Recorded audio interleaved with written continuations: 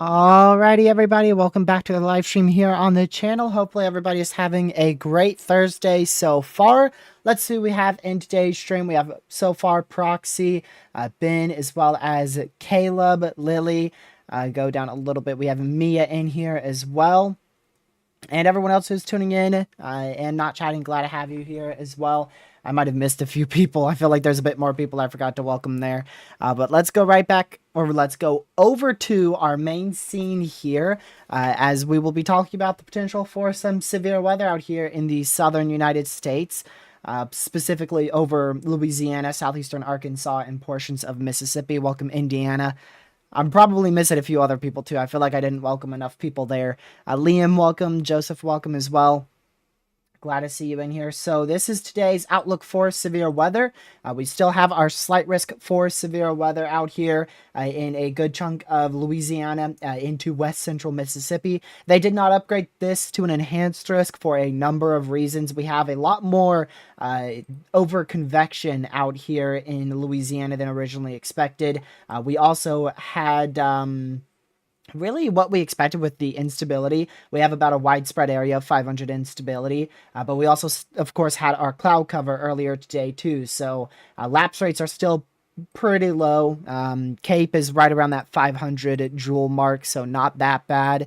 And then our wind shear, of course, is through the roof. But the main reason was most likely just simply due to the fact of over convection. I mean, that is what's going to completely demolish today's severe weather threat.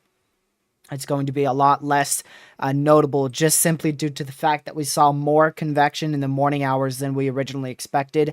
Yeah, your mid-level lapse rates, they are up to about 6.5. Your lower levels are around 5.5 to 6. So your lapse rates are definitely a little bit on the lower side, but they're still right where you could see severe weather. You could see severe weather with 5.56 lapse rates, just not significant severe weather. So we'll still have that risk for tornadoes today. I do not think we will see any widespread severe weather today. That's why we are live a little bit earlier, because I'm not sure exactly how long we will be live today. Not sure if we're going to do just an hour here because of this threat downtrending overall, or if we'll need to extend it to the 2 to 3 hour mark. But there is no enhanced risk now, no enhanced risk was issued. So we're not going to be doing more than a 2-hour live stream today. There's no point.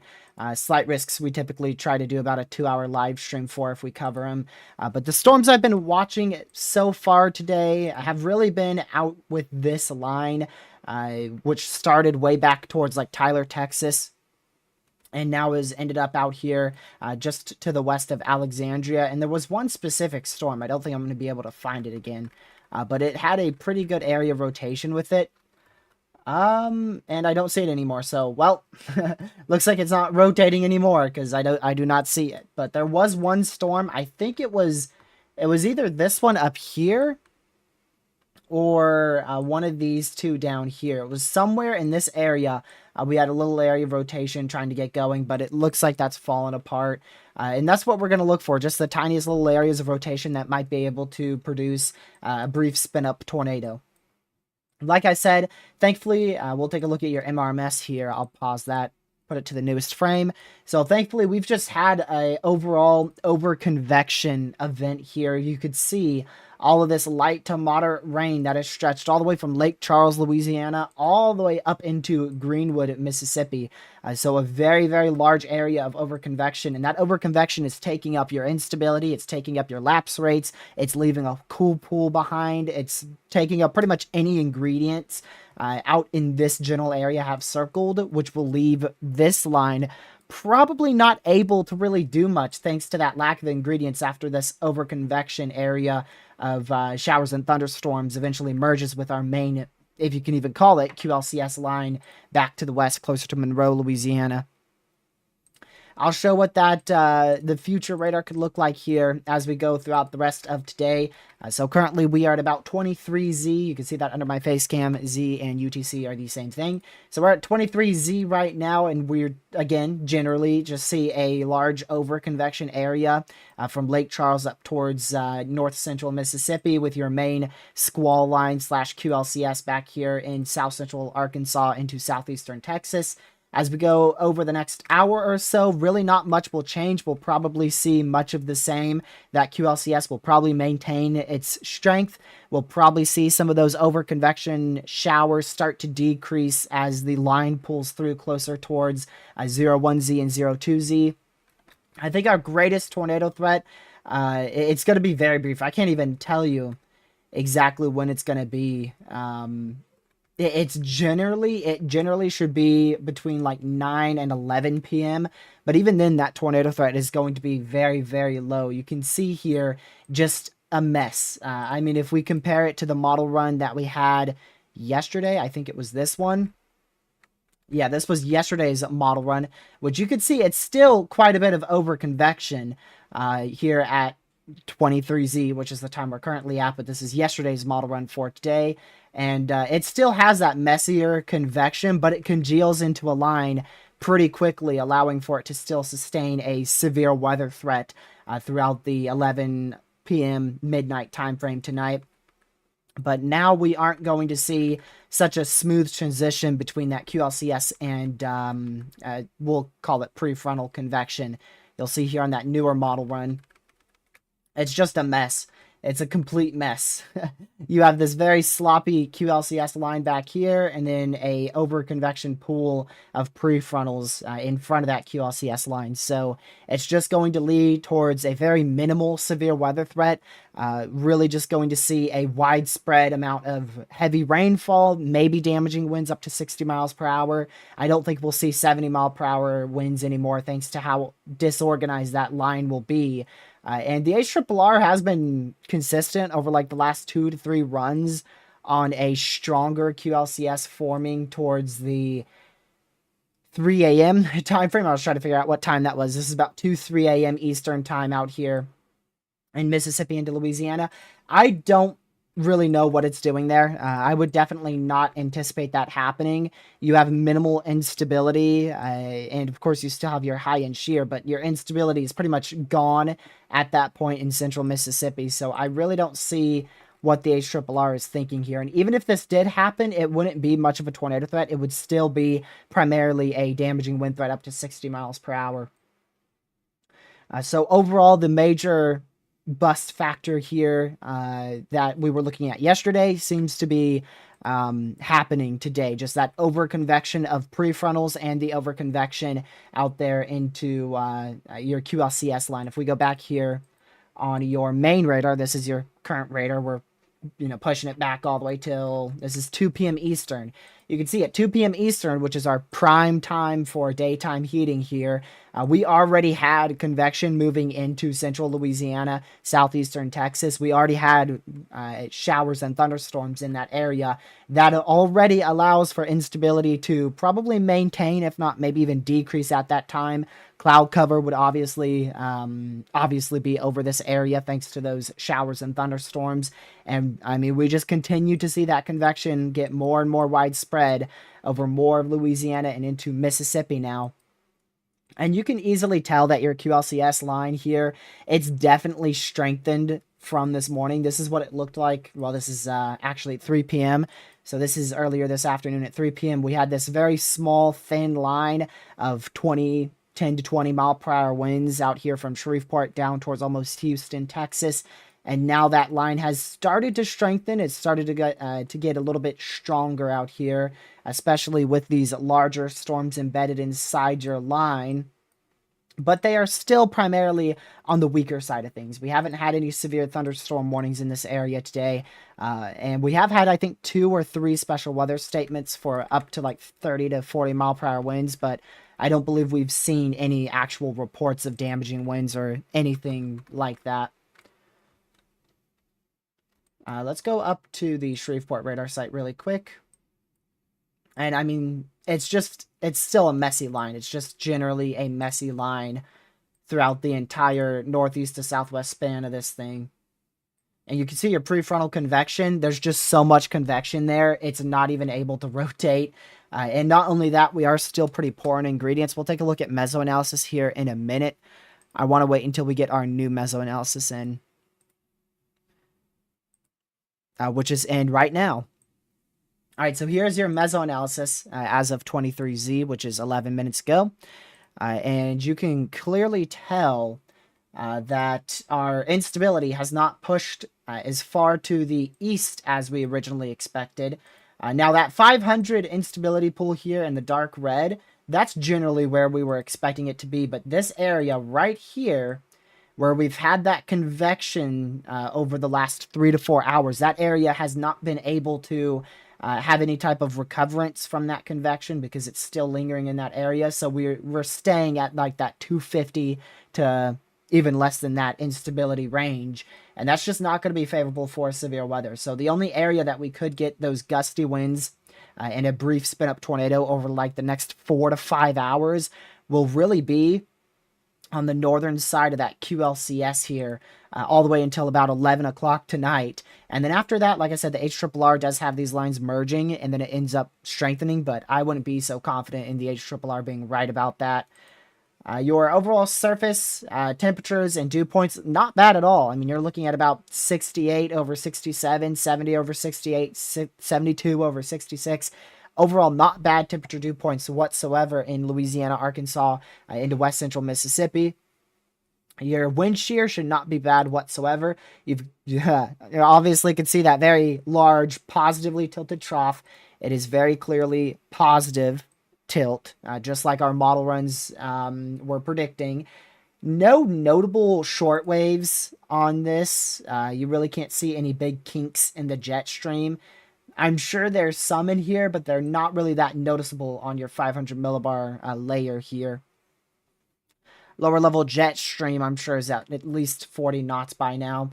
Actually, up to 45 and 50 knots in our main severe weather risk area. So, like we talked about in yesterday's stream, wind shear, just not an issue whatsoever. And then, of course, we switch on over to our mid-level lapse rates. And that's where it starts to get a bit rough.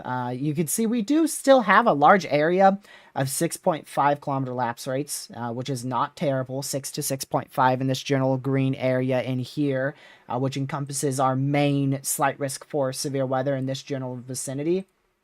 But your lower level lapse rates, that's what's going to end up really hurting this event. You can see they are still around 5 to up to 5.5, but generally you're right around that 5 kilometer or 5 Celsius lapse rates region, which is just not enough to really sustain storms It's going to take a very long time for these storms to be able to strengthen. They're not going to rapidly intensify. And by the time they intensify, this QLCS line that you see here will merge with those prefrontal cells, and that will just create a messier mess. So, honestly, I do not see this producing much more than isolated 50 to 60 mile per hour winds. And we could still, yeah, I definitely would not rule out a brief spin up tornado in this area here over the next 3 to 4 hours, and then maybe even into the overnight hours somewhere in like south central Mississippi, like the HRRR was showing. But we won't have anything widespread in terms of that tornado threat. The main threat will be damaging winds, and even the damaging wind threat has downtrended a lot, just simply thanks to the fact that we don't have a widespread enough area of instability. Now, let me see here. I want to go back to that Mesoanalysis really quick. There's your visible satellite imagery, and you can see we've had cloud cover for the last 4 hours straight out here in Louisiana, eastern Texas. So we're not seeing any type of underperformance cloud cover wise in the terms of actually seeing clearing out here in Louisiana. We've stayed just a lot of cloud cover. And like I said, we had an overperformance in the rain here. I don't know. Okay, we can go back. So this is your last, even 4 hours ago, which was around, what, 2 p.m. Eastern, about 2 p.m. Eastern. We were seeing those rain showers move into Louisiana, and that's when your threat started to downtrend. Right at that moment, I mean, at 2 p.m., we were supposed to have a completely clean, open, warm sector. This whole area here was supposed to be generally precipitationless. And you can see 4 hours ago, we already started seeing rain in a good chunk of the central warm sector. And then 2 hours ago, that line just... Look how thin that QLCS line is, by the way, 2 hours ago in Shreveport. But we started to see even more rain spread over the area, and then, of course, what we're at now. So just an overperformance in rain, and that rain led to lower level lapse rates being very low, like I said, right around the 5 Celsius range. And that's just going to lead to a very messy setup for severe weather. So overall, on your supercell composite, we still do have an area favorable for tornadoes in this area, supercell composite wise. However, that would definitely be pending the storm mode. And if we look at your current radar, this is going to be using your radar site southwest of Alexandria. It's a mess. It is a mess. If we were able to get like a semi-discrete supercell somewhere in the slight risk area in front of that QLCS line, then, you know, that tornado threat would be a little bit more notable. But thanks to just the fact that we've seen so much convection over the last 4 hours in your warm sector, we're not going to see anything semi-discrete or discrete today. Everything is going to be either clustered or linear. That is really going to be your two main storm modes, which will promote, like I said, a lot less of a severe weather threat. Honestly, to be honest, I'm pretty surprised they kept the slight risk at the 3 p.m. update this morning. It didn't look that bad for your severe weather threat, but then as you got towards 2 p.m., 3 p.m., like I said, once you started seeing that convection over the warm sector, that was just a dead giveaway towards the severe threat downtrending and not really doing much. So I really am surprised they kept that slight risk, even for damaging winds and tornadoes. They did get rid of the hail risk altogether for today. There is no risk for large hail anymore, which I'm not surprised about that. And CSU, which is what we were looking at yesterday, actually ended up highlighting a 13% chance for tornadoes over central Louisiana. That's why we listen to the SPC and not the CSU. That's all I got to say about that. I don't really know why it went so much on the high-end scenario for today. NATOcast, on the other hand, went the complete opposite direction, and I think it has a 3% today. It was either a 3% or a 2%. Let me go see if I can find it. NATOcast had a 3% over northeastern Louisiana, southeastern Arkansas, and almost into west central Mississippi. So, obviously NATOcast is picking up better on the over-convection mode that we're seeing, whereas CSU is just like, the ingredients are decent, so therefore we could actually see a lot of tornadoes today. And it just completely disregards how much convection we have currently in the open warm sector. CSU's highest percentage of tornadoes is like, I'm going to try estimating it. It would be right around this area where you have that 13%. And you can clearly tell we are not going to get... I'd be shocked if we get really anything in that area other than rain. Let me go look at the HRRR again. Yeah, I mean, that area is really not going to get a lot because what's going to happen is this QLCS line, this is moving to the northeast. So these storms down here will be moving up into that area. And as they move into that area, your prefrontal convection that is located down here in Lake Charles will move up into the same area around that same time frame of about an hour from now, and it's just going to completely demolish the tornado threat, which the CSU says is there, and it will just result in a rain. It will just result in rain. So yesterday we had some uptrends. We were looking at uptrends in the lapse rates as well as some instability uptrends, but today everything just went straight downhill.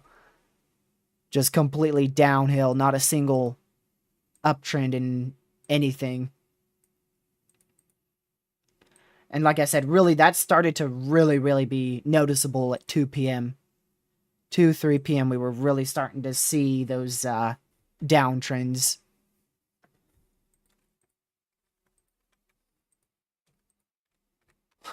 Whoa.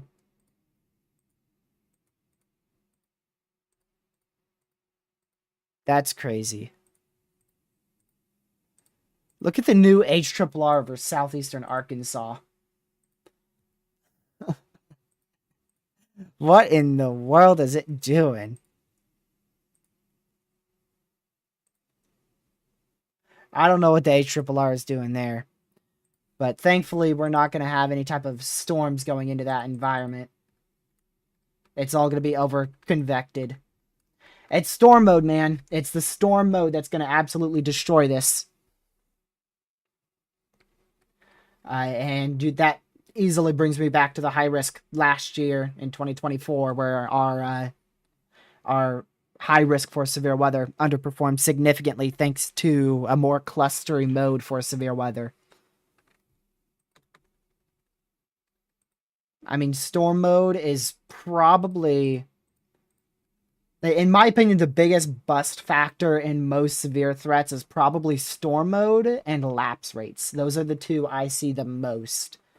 I see lapse rates and storm mode being the biggest bust factors in most severe weather events. Most of the time, it's storm mode, too many cell interactions, too much prefrontal storms, storms too close to each other, something like that. And if it's not, then its lapse rates are too low, resulting in storms slowly intensifying as opposed to rapidly intensifying. So those are your two main bust factors, in my opinion. And today we had both of them. Only 5 kilometer, I keep saying 5 kilometer, 5 Celsius lapse rates in the lower levels, and then storm mode is just a mess.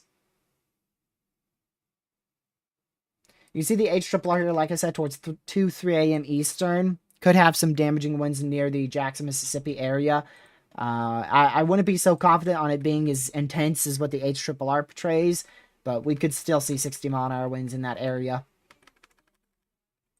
So your main severe weather risk is going to be generally right in here. That looks to be where we have the best chance for damaging winds of 60 miles per hour and a tornado or two. And even then, that threat is definitely very low. It is downtrended, like I said, all day today.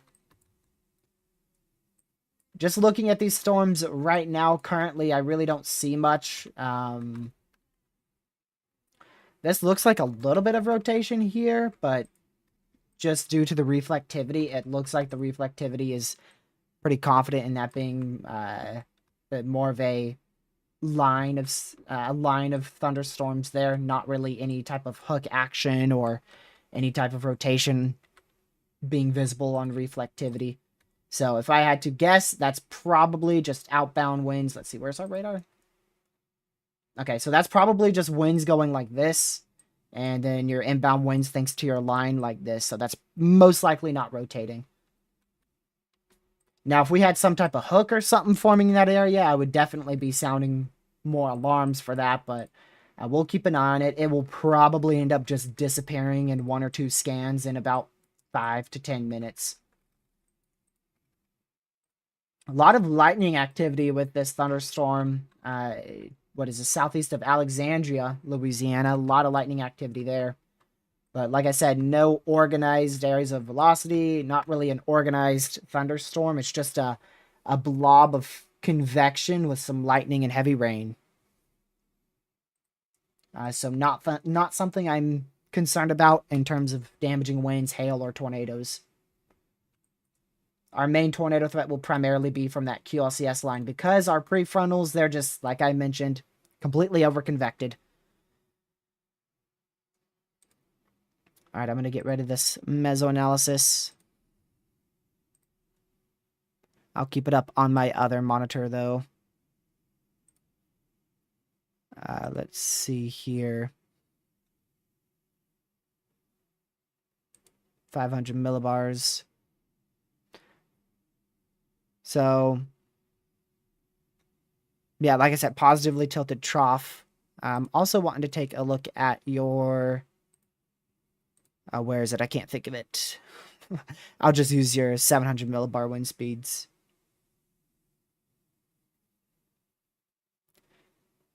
I wonder if there's an exact reason for your convection overperforming. If I had to guess, maybe your trough was a little bit quicker. That's my only guess, is that your trough was slightly quicker than originally forecasted from our model runs, which resulted in all this prefrontal stuff firing like 2, maybe 3 hours sooner than expected.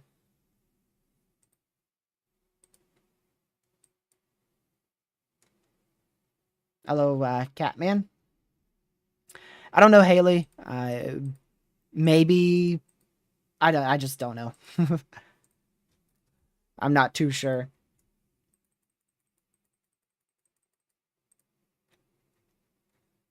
But thankfully, it looks like we're looking at another underperforming threat, which I am perfectly fine with. I don't mind being wrong about a tornado threat. I would much rather have it underperform than overperform. Although it is fun to track severe weather, do analysis, and try to predict tornadoes, I don't want to see overperforming risks. Let me go see the HRRR again, because we're going to get a new one rendering in here in probably 10 minutes.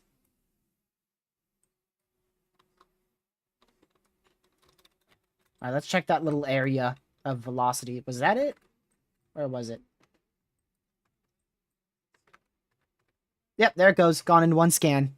What'd I tell you? Literally 1 scan. So that wasn't an area of rotation. It was probably just some outbound winds being picked up on the radar, mixing in with a little bit of upper level winds here. I need to get my GR2 out, and then I can tell you a bit better. Let's get GR2 out. GR2 tells you how high up we are looking, which is very important. So we are looking about 2,000 feet up in the atmosphere with this particular storm. So basically, it's just simply, it was rotating a little bit more higher up in the atmosphere, and your inflow just completely died out. I don't even know if I would classify that as rotating.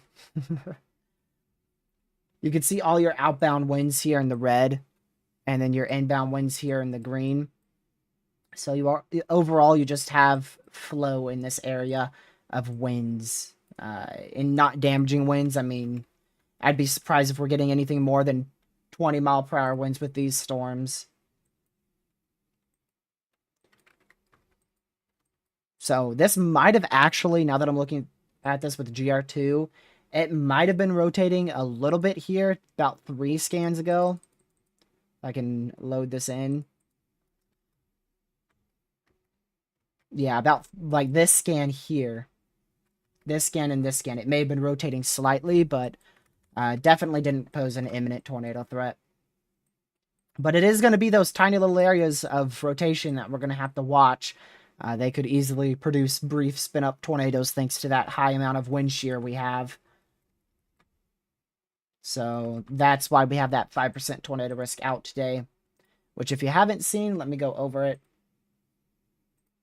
So that brown area is your 5% chance for tornadoes. You can see our main QLCS line right in here. So if you're behind that, for instance, in Shreveport, your threat for tornadoes and overall severe weather is completely done.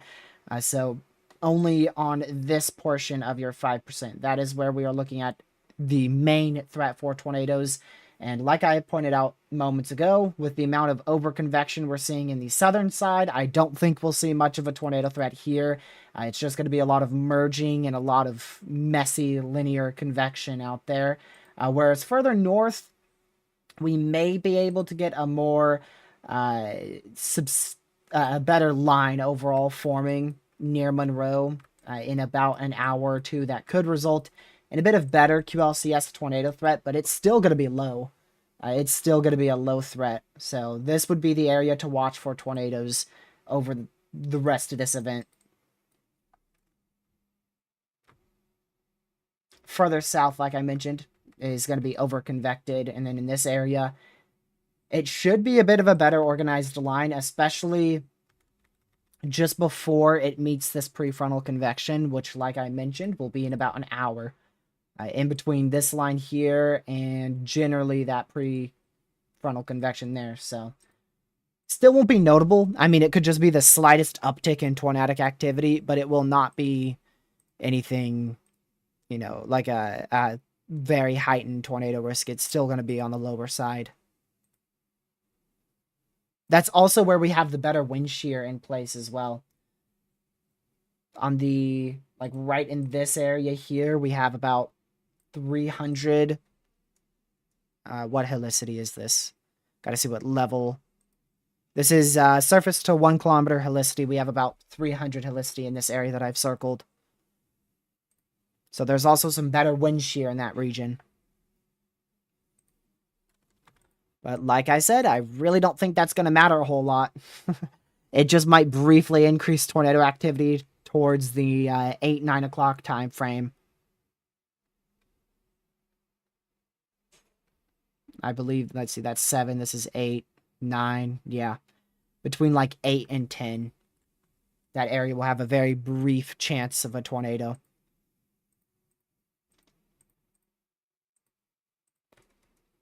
Let me go check the... I want to see the NAM 3K. Yep, NAM is handling this terribly. NAM has like pretty much no prefrontal convection. So the NAM model is significantly overdoing the damaging wind threat.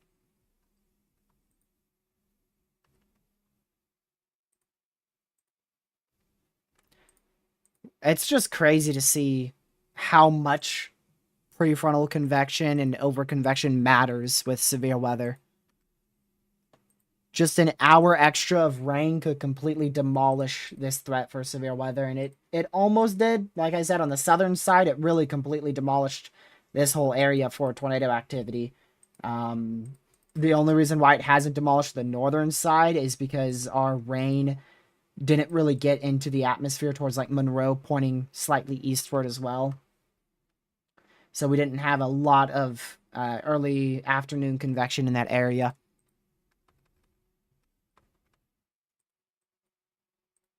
Let me close that. I had my intro music still up.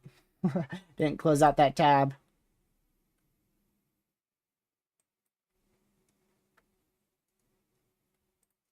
Even with these cell mergers, I was just checking, like with this storm here, even with cell mergers, they still barely intensify. With the lack of lower level lapse rates, that's what you look for a heightened tornado risk, is you look for cell mergers. For instance, lower level lapse rates typically result in a slower forming updraft, an overall lack of an updraft. And once you see another cell meet your main cell, that could help with inflow and overall updraft with the thunderstorm and result in a stronger storm forming just because two storms meet and form into one, which you can see here. This is a very poor example of it. A very poor example, but you can see one storm here over Sour Lake, Texas, and then another storm near Lumberton, Texas. And both of those updrafts merge into one, and you get a slightly stronger thunderstorm. In better environments, that could be the difference between multiple tornadoes and nearly none.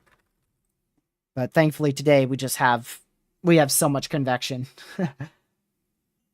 We just have so much convection everywhere. Cell mergers will promote a slightly higher tornado threat, but it still won't be enough to have like a widespread tornado threat. It's very isolated. A very isolated threat. So that would be that's the two primary things. If we get any cell mergers in the right environment, we could end up seeing a tornado. And then if we do see this QLCS line survive longer, just east of Monroe around 8:30, 9 p.m., we could also get a brief tornado out of that. Those will be the two primary things I look for. Which, again, any cell mergers that occur, most likely, yeah, I mean, anywhere along the QLCS. It could be anywhere along the QLCS, any cell mergers that happen in that area. And like I mentioned, that northern side, thanks to the better ingredients out in front of your northern QLCS.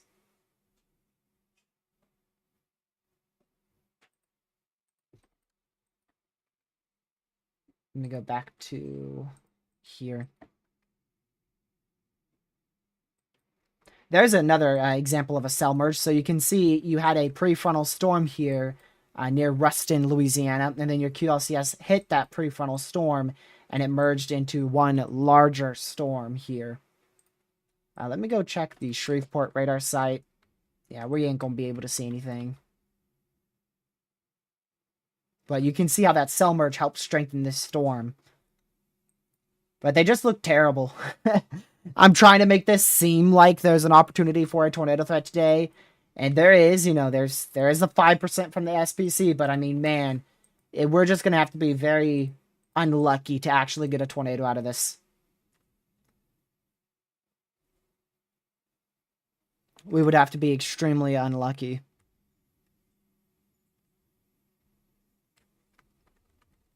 Like Ben just said, they just look unhealthy. They look unhealthy. They do. Even after they get cell mergers, they still don't even look the best.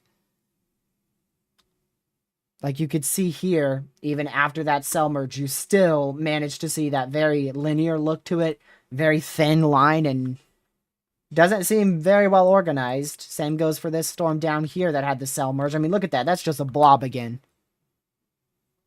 It's just a blob of convection again, and not really... It's dying out, actually. Lightning activity went down. DBZ values went down.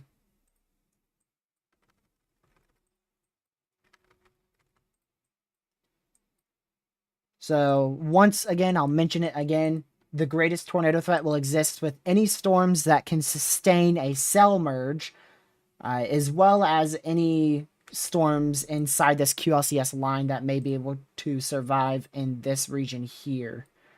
So as this line moves to the northeast, generally like this, eventually storms will move into this slightly more favorable environment towards the 8:30, 9 p.m. time frame, and that would be like your short window of the best chance for a tornado.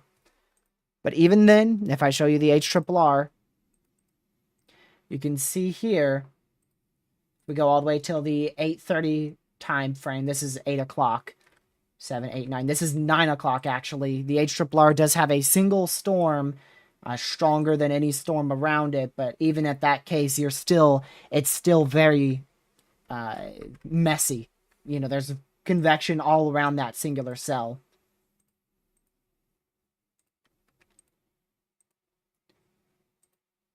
It wouldn't have the worst environment. And any cell mergers that occur as well, which you can see here towards the 9 o'clock time frame. We'll probably see some cell mergers in East Central Louisiana, West Central Mississippi. That could result in a quick heightened tornado threat. But even then, it rapidly transitions into very linear.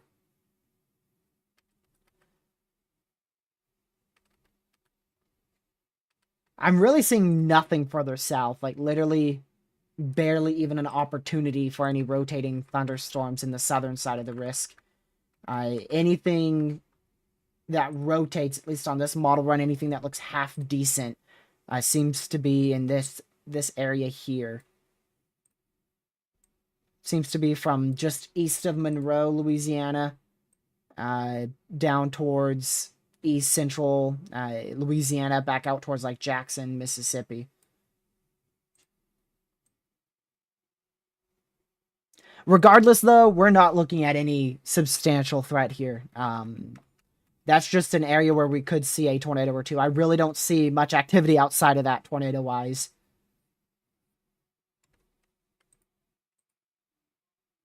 Yeah, your dew point temperatures, those have never been an issue. Same goes for your wind shear, has never been an issue. It's simply... Even your cape, I mean, even this cape is... You can work with 500 instability here. You can work with 500, 600 instability in second season. Even the instability isn't the biggest limiting factor. It's just the over convection. That's what's going to destroy this overall threat. Does the SPC update at 7 or is that 8?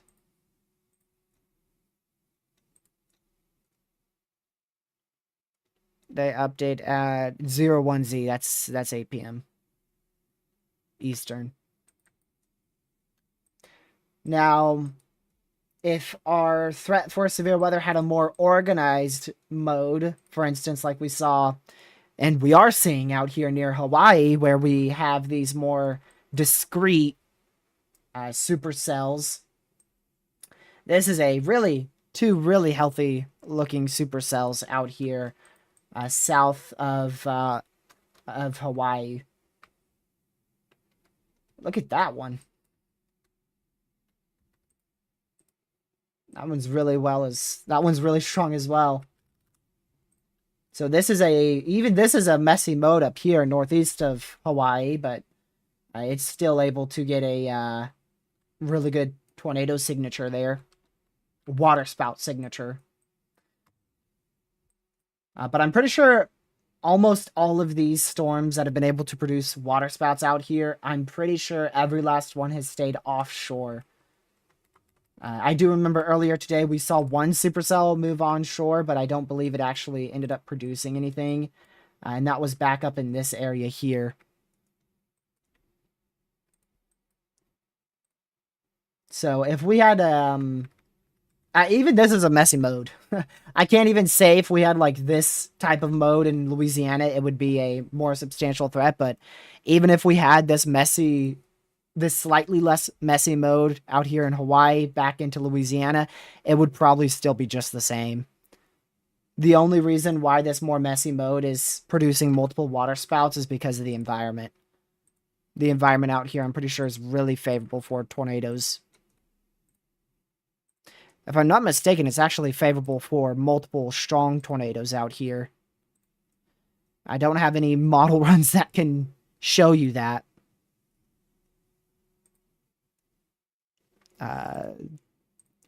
Nope, that can't reach. But I'm pretty sure this environment's favorable for multiple strong tornadoes. But again, that's out in Hawaii. Back over to Louisiana, we just have mess. A mess with a slightly trying to be organized line. You can see these little indents, one near Monroe that is trying to organize, and then one out here southwest of Winfield. But overall, it's really still messy. I wish I had them. Do I have, I'm sure the GFS can show us at least the 500 millibar in the Pacific.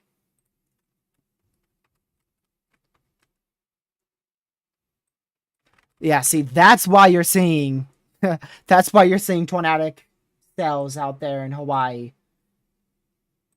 Look at that trough. Extremely negatively tilted trough ejection. Very negatively tilted trough right there. So there you go. That's why you're seeing those very tornadic cells in and around Hawaii. You also have a lot of instability too. 1,700, 1,900. Really, really good instability. And of course, your really good trough as well.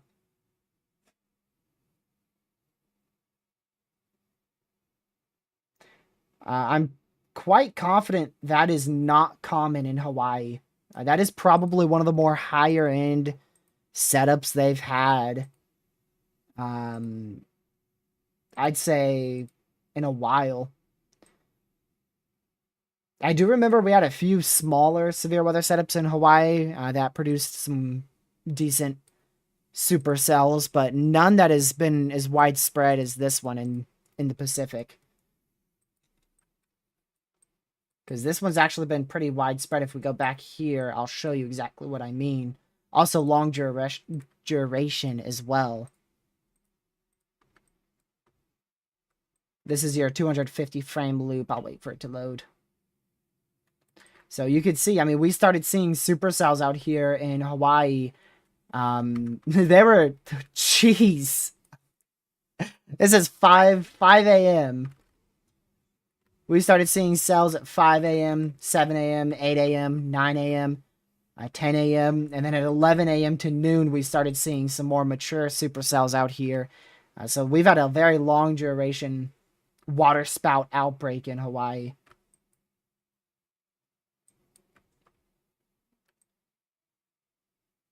Look at them all. Look at them all. That has got to be the most many supercells I've ever seen. I don't even think I can count them all. Look at them all, man. That is crazy. I definitely don't remember this happening last year. I remember like some decent structures passing by Hawaii. For instance, like a cell like this passing by Hawaii last year. But I don't remember anything that's like this widespread where you have literally hundreds of mini supercells near Hawaii. Dude. That's crazy. And it was this one. This one moved onshore.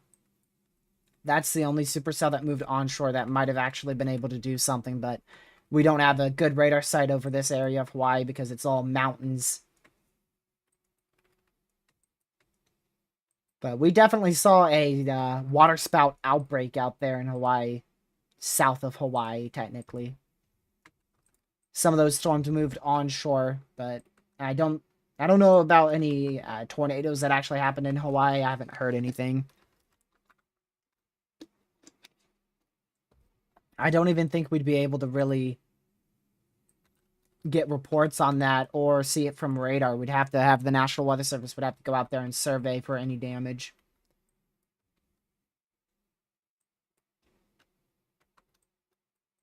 I still see nothing along this line at all. There's this one little cell here, but I can't tell what it's doing. It's south of Ruston. Right there. You can see it, it appears to have a bit more of a bean shape to it, at least with your higher DBZ values, but we are looking like, well, let's see how high up we're looking at. We're looking 5,000 feet up. So I don't know what that's doing towards the surface, but it's probably rotating in the higher levels in Walker, Louisiana. And that's about to be merged with your QLCS line, so if it does pose any tornado threat, it's going to be for the next, like, 5 minutes.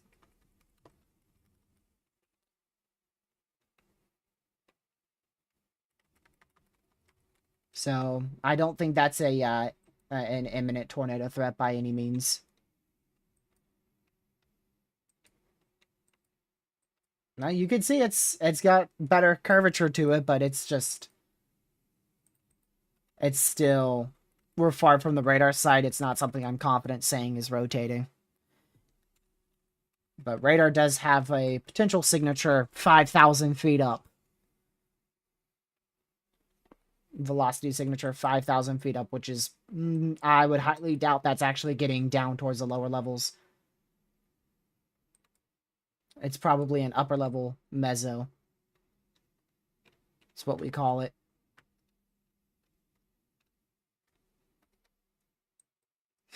It's the best looking structure of the day. Yeah, at least out here in Louisiana, it definitely is.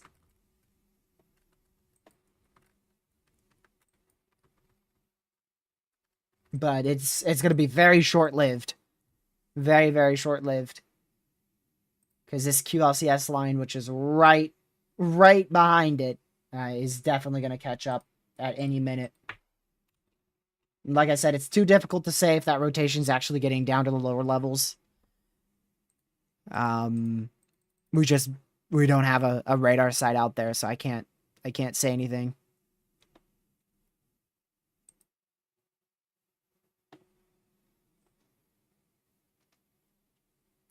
"20-mile-per-hour winds does not qualify for any warnings. I believe a special weather statement could be issued when winds are exceeding 40. I don't think you can. Maybe you can. Let me see. I think it's, I don't know. It's either 35 or 40 miles per hour for a special weather statement. And then a severe is 60 miles per hour.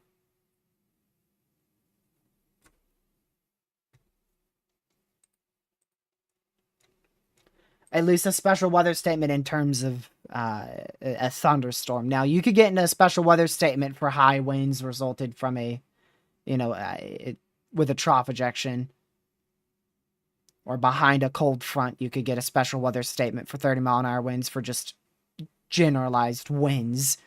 But I'm talking about an actual thunderstorm with the special weather statement for probably 40-mile-an-hour winds. I don't think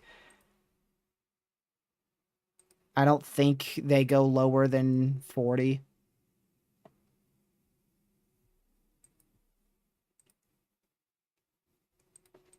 That's from a lake, though, Justin.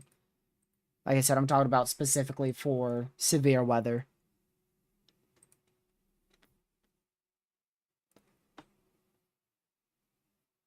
We see special weather statements for 30-mile-an-hour winds frequently out here in Virginia because of our mountains. Troughs move across our mountains and they end up bringing winds with them.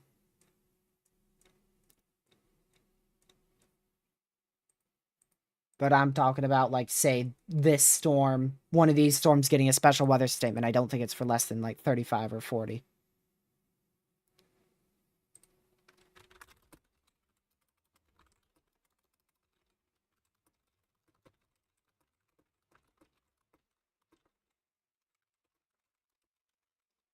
See if I can find something on the National Weather Service.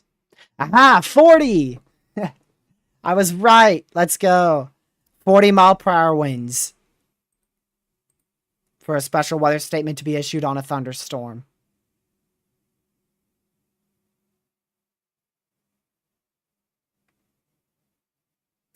And of course, you could also get hail, half inch to an inch of hail with special weather statements.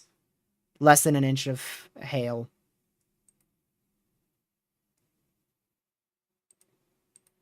I was correct. I knew it was either 35 or 40, one or the other. And it was indeed 40. Hail, it just has to be less than an inch. So you could get a special weather statement for 0.50, 0.88. I think those are the two most common ones. Or for nothing. You could get one strictly for just 40-mile-an-hour winds and no hail.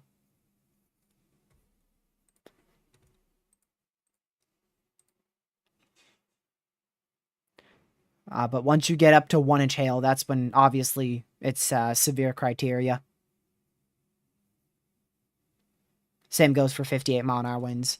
So special weather statement is from 40 to 57-mile-per-hour winds, and or hail from 0 all the way up to, what, 0.99?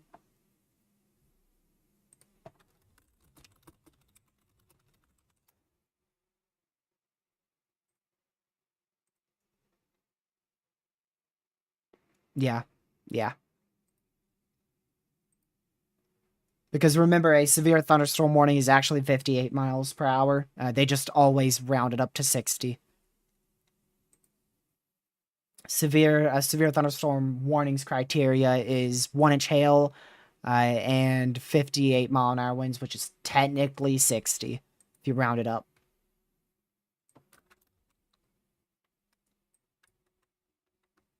So still sticking with the same thing here. I really don't think we'll see much of a threat for anything but lightning and heavy rain throughout much of this risk area. The greatest threat should be across the northern region here, generally in this area, as these QLCS, this QLCS line here from west of Alexandria up towards Ruston moves to the northeast. So this is your primary threat right here, moving up to the northeast. See if the newest HRRR is in it yet. It is. It still sticks with the same thing of it being a very messy mode.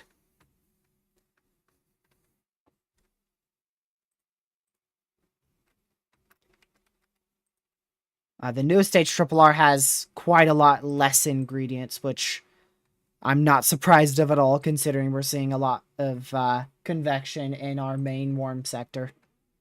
After this is done rendering in here for the rest of the day, all the way till about 3 a.m. tomorrow morning, which will only take like 5 minutes, I'll start talking about the upcoming severe weather threat as well as our ice storm potential. And what's going to happen in the U.S. after this low and severe threat ends.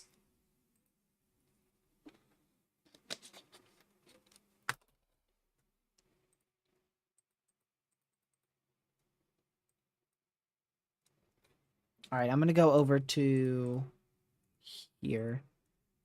Northern New Jersey.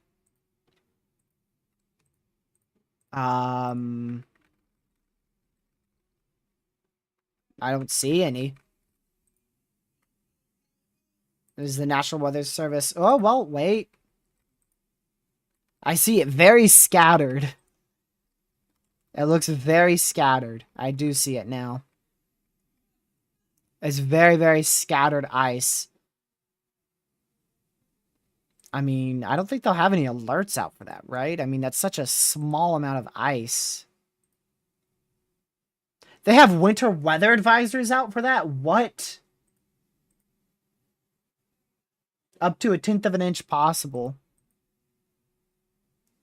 Man, that's like the high-end scenario. I only see that on one model run. That's the NAM 3K.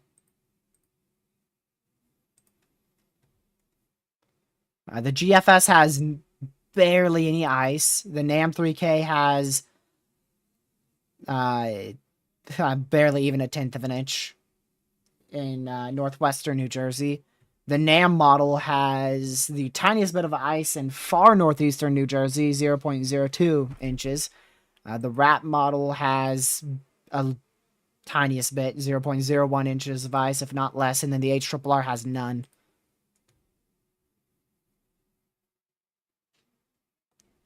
So I would say just don't, drive carefully. If you have to drive tomorrow morning, drive carefully. Just be careful on the roads tomorrow morning, because you could get some ice. It's probably mainly just due to those, yeah. Slippery sidewalks, roads, bridges are possible. The hazard conditions could impact the Friday morning commute. That's probably the very main reason for putting it out, is just to alert people to be careful tomorrow morning, just in case any surfaces do end up getting icy. Because like Ben just said, it doesn't take a lot of ice.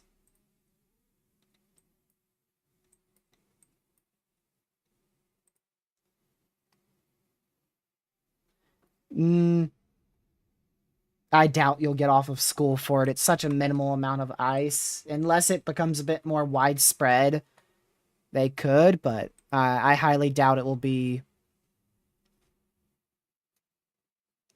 it will be widespread enough to cancel schools.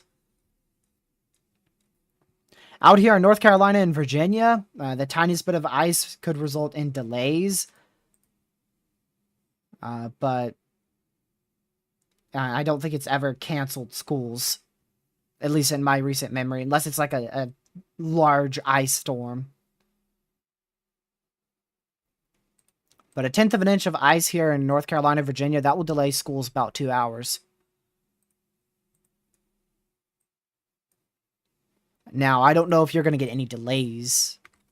I can't predict delays. I'm not good at predicting school delays for ice. Most of the time it's a last minute thing, especially when it comes to ice. Like out in North Carolina, Lucky's school, he didn't know it was canceled until when he woke up for school. Postponed, I mean. He figured out it was postponed right when he woke up. It was postponed for 2 hours from ice. Alright, this HRRR should be done. It should be done. Yep, still shows the threat for an isolated tornado in northeastern Louisiana all the way up until about 11 o'clock when storms move out of the area. But nothing, nothing notable.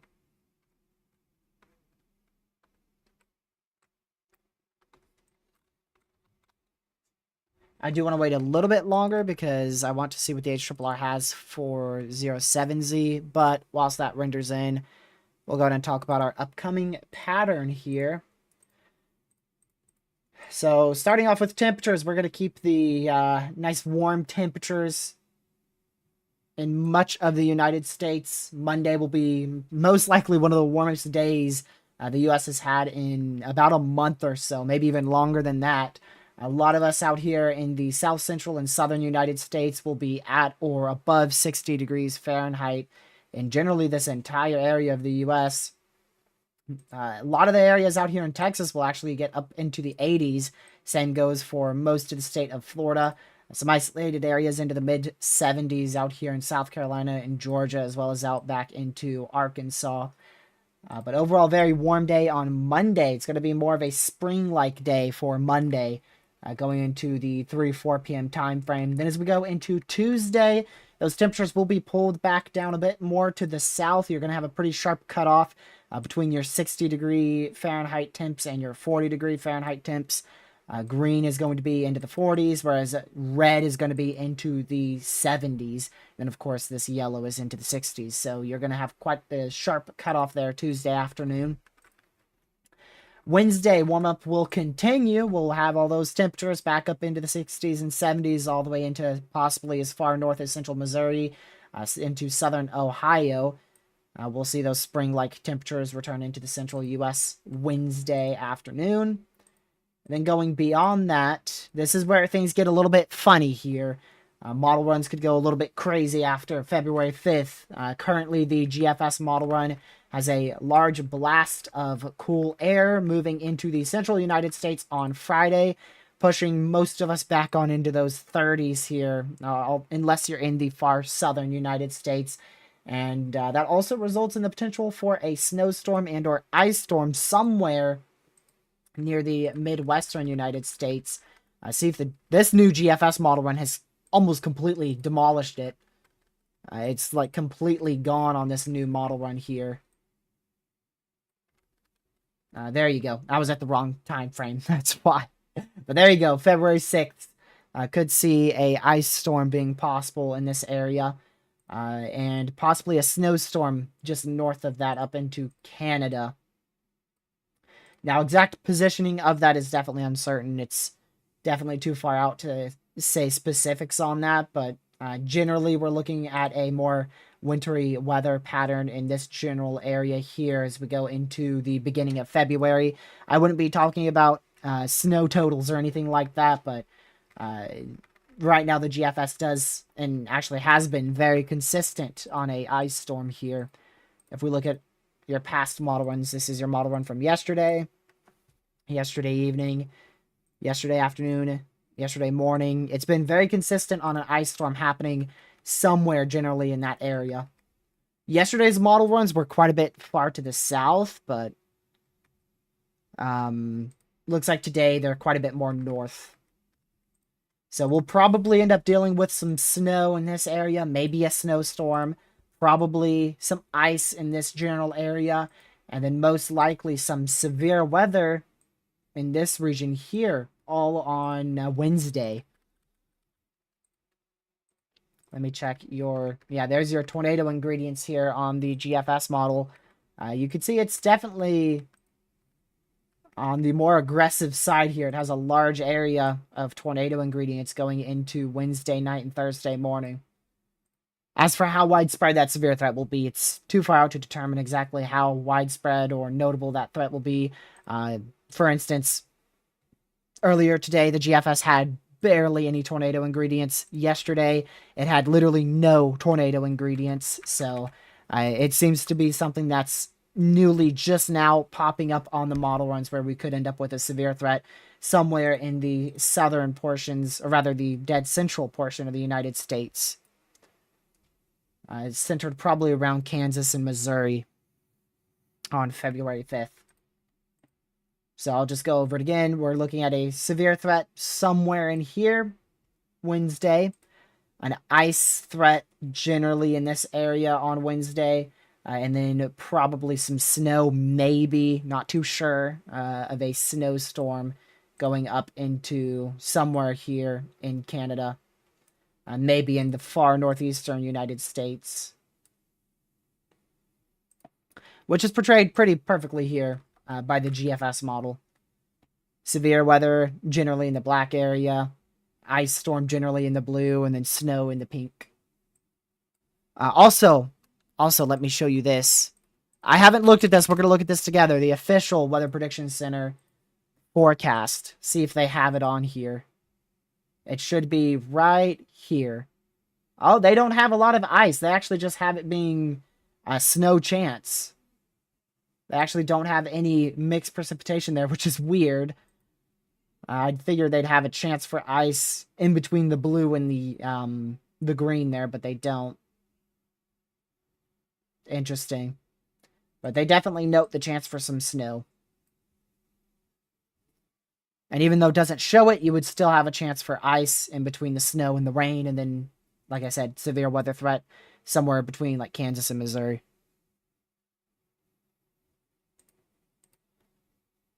And that is your official National Weather Service. That's your Weather Prediction Center's forecast for around 7 a.m. Wednesday morning. This is your WPC's risk for winter weather. And they do have a chance, better chance for snow in the northeastern United States going into the 5th of February. They're not really that confident in a snowstorm anywhere. There's no dark green, or there's no widespread dark green, and there's no blues. You do have a bit of dark green here. Probably, if I had to guess, that would be for lake effect on Wednesday. But generally, we're going to be looking up into Canada for your snowstorm threat into the New England states. And I'm pretty surprised they haven't talked about that ice storm threat, because I'm pretty sure, yeah, every model run here, the main Canadian, GFS, and European model runs, pretty sure all three of them have ice being possible in the U.S. Somewhere between, I guess there's not a lot of confidence on exactly where, but the Canadian has it in Illinois, Indiana, Michigan, Ohio, Pennsylvania, and then it actually has another one just a couple hours after that going into generally the same spot. The European model run here.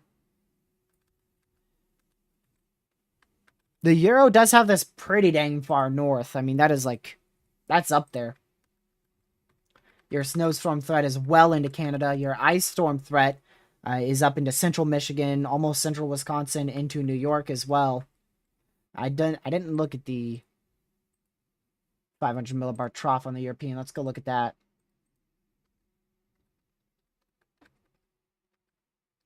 It's hard to tell exactly what the European model run has, but I would assume it has at least a opportunity for severe weather in this area based off of that trough ejection. See the little red indent you get here Thursday morning, Wednesday into Thursday morning, Wednesday night into Thursday morning there. There's your instability. Yeah, it definitely does. I very much doubt it will be a solid severe weather setup. It looks like it's going to be a tiny little shortwave trough. You can see it right in here. Right here. A little shortwave, negatively tilted shortwave trough. Wednesday night into Thursday morning that will traverse through the central U.S. I highly doubt it will be anything notable. It's probably going to end up being another messy threat for severe weather.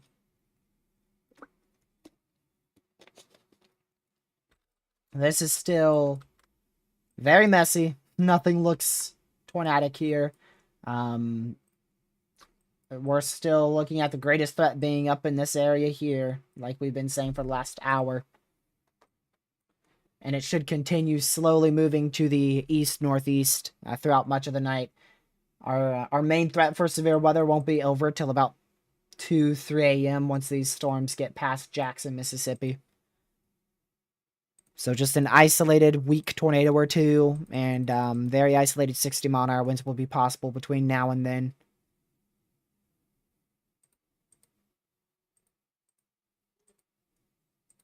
All right, we should get a new Mesoanalysis, and we did. And yep, it's exactly what I thought. Instability is... shoot. I can't even see... I can't even see where the instability is. I could tell that we have some instability here, but I can't tell what that is. My assumption is 250 instability. Like, this is 500. I can't even tell. I don't know. That's 500. This might be 250 right in here, actually. That might be 250, and this might actually be 100. I can't say I'm surprised.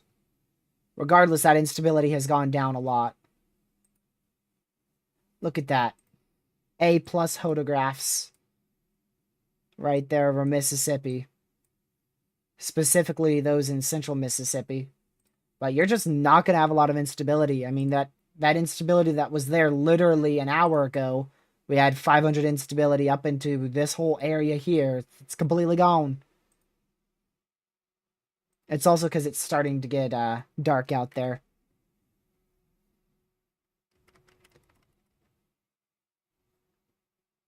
So, I don't think we're probably not going to go past an hour 30 here, which will be in 20... No, that's 17 minutes.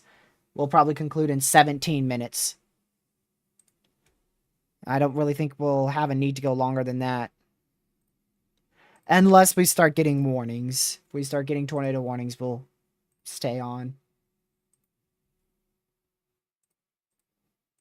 Here's your newest HRRR.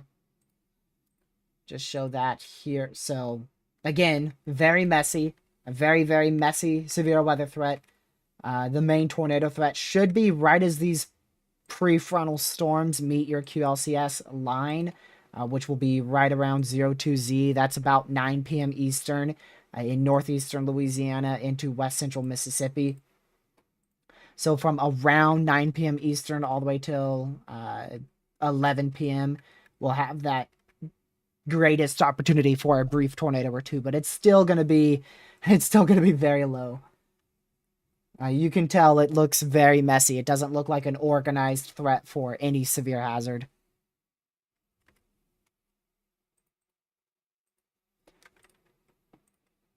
And in terms of when I'll be live next, I know for a fact I am taking Sunday off.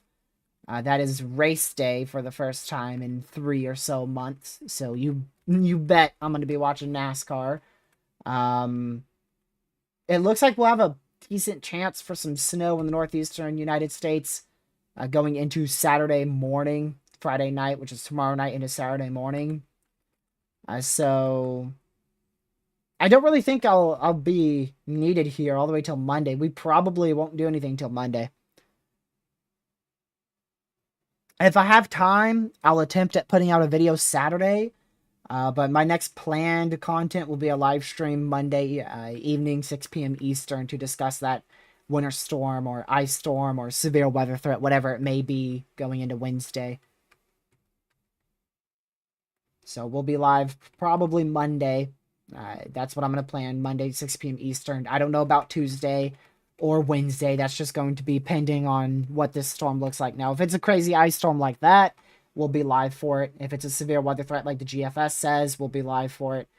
Or if it all falls apart, like, for instance, the Canadian here, where it's just a bit of ice in Ohio, Pennsylvania, and a small snow threat, we probably won't do much. So, next planned content, I'll say it again, is Monday at 6 p.m. Eastern Time. That's 5 p.m. Central. I'm definitely going to take tomorrow off, and I'm definitely going to take Sunday off. I may do a video Saturday. I don't know. Don't hold me to it. I ain't going to promise. Sunday, it should be a really nice race day, Pete, from what I've seen. It should be a very nice race day. Go all the way till Sunday. There you go.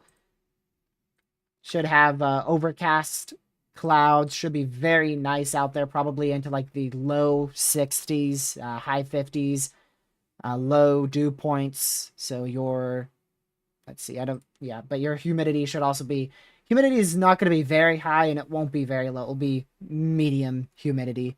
Okay humidity, not a lot of moisture. Good temperatures, overcast, so it should be a very nice race day. A very nice race day. I don't even know when it starts, though, Pete. When does it start? Maybe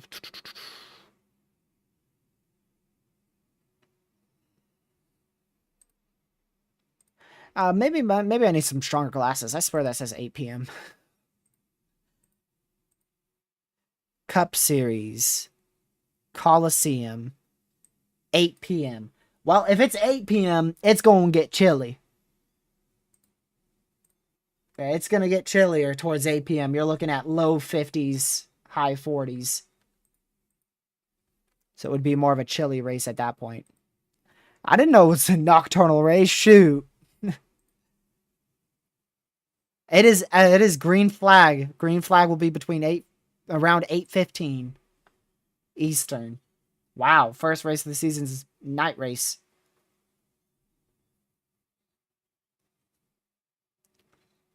All right, Legacy. That is perfectly fine.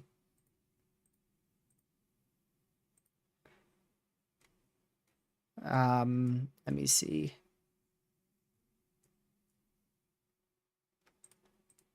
All right, we already went over the new Mesoanalysis and HRRR, so we're just going to wait.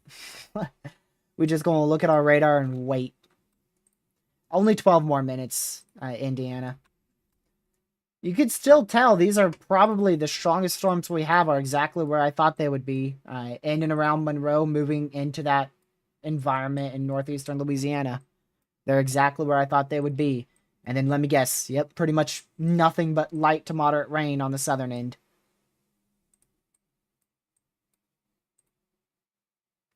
So this thread is playing out how I thought it would play out once I saw what our radar looked like at 2 p.m. Now, yesterday, I was thinking it would be a little bit of a better severe weather threat today, but we just had way too much over convection. We had so much convection. And you got to remember here, so instability is very much fed from the Gulf of Mexico as well as sun. So if you have a stable atmosphere here, and your Gulf of Mexico is trying to bring up instability like this, that over-convection in central Louisiana is going to help cut off instability for northeastern Louisiana, southeastern Arkansas. Now, if we had sunshine, that over-convection wouldn't matter too much for this area where you don't see that convection at. But because we have cloud cover, it still mattered just as much. So we really didn't see any heightened instability in this area. There wasn't really 1,000 instability in this region like what some models were predicting.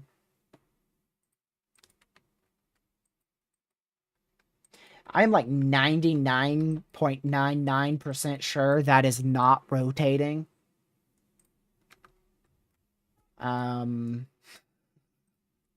Be nice if we had a closer radar sight. I really think that's just... That doesn't even look the same on these two.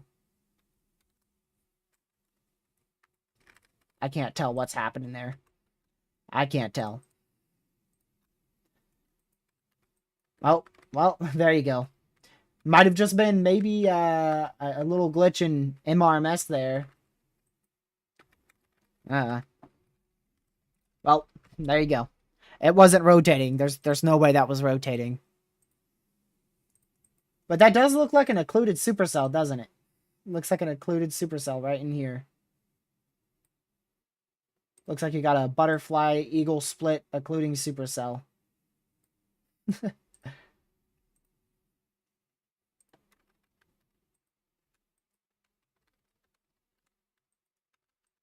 But that's MRMS. MRMS is going to be more inaccurate, especially in these radar holes, because that's what MRMS is based on. It's based on all of our radar sites combined on into one product. All right, see you later, Legacy. I'll be done pretty soon. So I'll see you probably not Monday, right? You most likely will be at an appointment. We'll be live at 6 p.m. Eastern, probably 6 p.m. to 7 p.m. Eastern. After that, I can't promise any more content after that. Because the weather is changing. It changes so much. 5 days out, a severe threat looks... It could look significant, and then by the time you get to day one outlook, it's like, well, never mind. It's all completely fallen apart thanks to messy convection. Okay, so I will see you Monday then, Legacy. I hope you don't take 6 hours too. That would be crazy. Normally, if you're getting new glasses, it will be an hour. If not, it's like 15 minutes.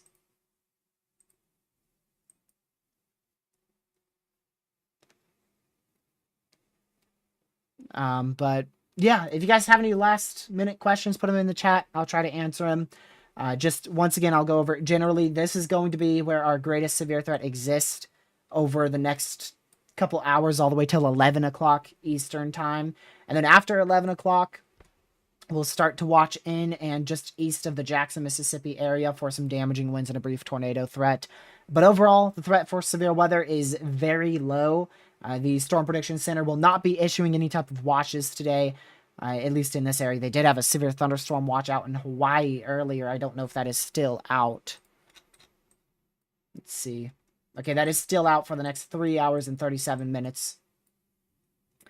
But overall threat is going to be very low. Typically, for slight risk days, we get like a 60% chance for a watch being issued, and it's a purple MCD for either a tornado watch or a severe thunderstorm watch. In this case, we got a 20% MCD for an isolated tornado or a damaging wind threat. And that MCD expired, so we actually don't have an MCD active right now in the US. That must have recently expired. Where is mesoscale discussions? Yep. It expired. They actually canceled it. Can't say I'm surprised. Yep. It was, actually, hold on, let's check the time. Did they cancel it or did it expire? It expires at 23:45. Okay, that is when it expired. So it did not get canceled. It expired. I thought it was valid until 00Z, but it was valid until 23:45Z. If I'm not mistaken, that's 6:45 p.m. So that was about 45 minutes ago. A little under 45 minutes ago. 41 minutes ago, I think. What was the smallest high risk you've ever seen?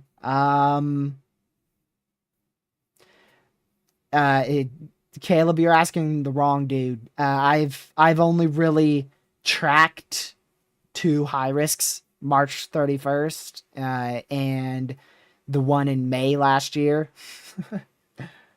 So I haven't seen a small high risk.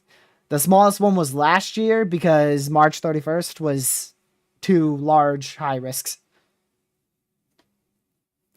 The smallest one that I've seen on like online in terms of analysis that I've researched, can't tell you because I've forgotten.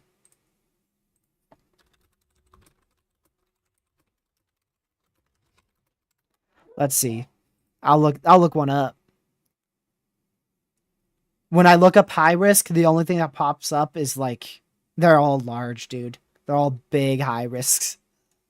I don't see a single small high risk. You know what? Maybe May 6th. It might have actually been last year.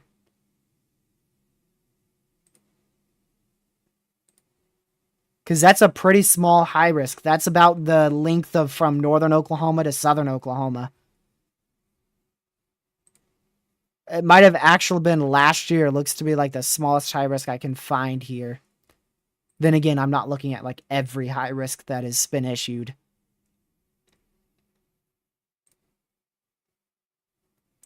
Either that one or the one me and Lucky were in 2011. Lucky had a high risk. I don't think I was in. I think Lucky had a high risk in April, like the middle of April in 2011. And that was the size of from north to southern North Carolina. Okay. I've only got 30 seconds to end, so I appreciate you guys for tuning in. Thank you, mods, for mod and chat. I will see you guys Monday at 6 p.m. Eastern. Maybe a video Saturday. I don't want to promise it, but it is possible.